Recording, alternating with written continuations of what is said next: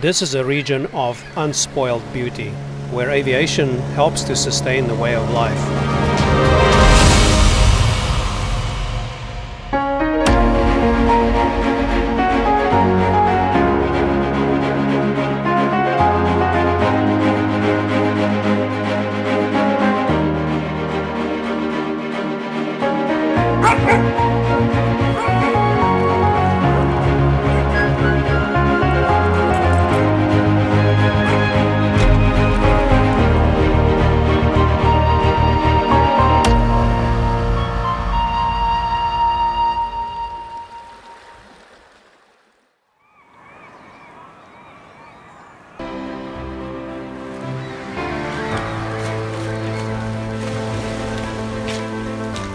Kodiak is the second largest island in the United States.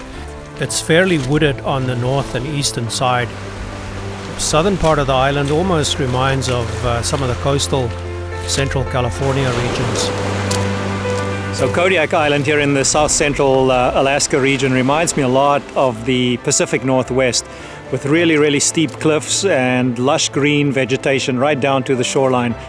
Rocky cliffs, especially on the northern side of the island, and obviously very exposed to extreme climate and extreme weather. That means very high winds, lots of precipitation, rain, and tough weather to be flying in.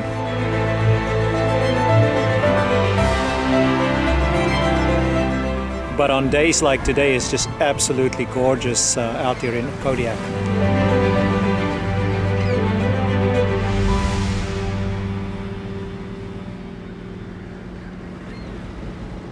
And so many people often ask what the ropes are for attached to the float planes, to the tail section or the wing. It's really quite straightforward. Remember, when a float plane is on the water, or a seaplane, it is a boat, so you have to handle it just as you would do with a boat for maneuvering at a shoreline or at a dock or just around the water.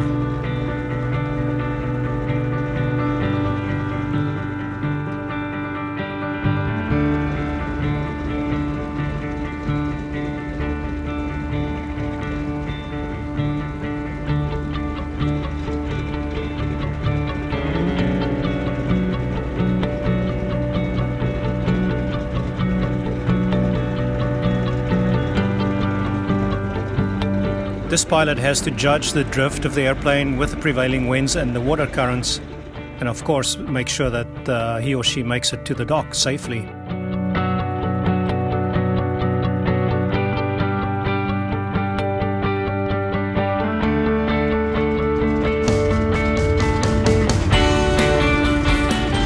And also consider this, while in this video this is a managed dock, we operate these float planes to wilderness destinations, and in most cases there is no help at the shoreline or at a dock. And the pilot has to do this all by themselves, so they have to get out really quickly and make sure they can secure the aircraft.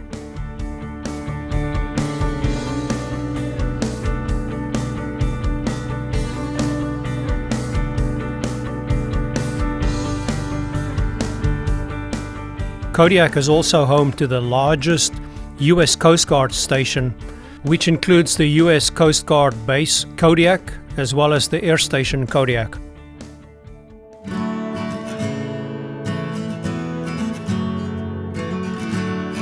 The fishing industry remains the most important economical activity on the island, and so with canneries and remote fishing locations, aviation plays a big role in helping with the transportation needs around the island.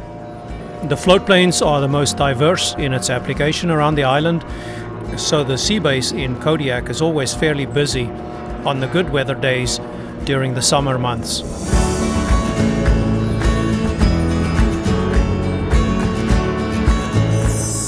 Kodiak suffered a lot of devastation during the earthquakes of the early 1900s and then also the 1964.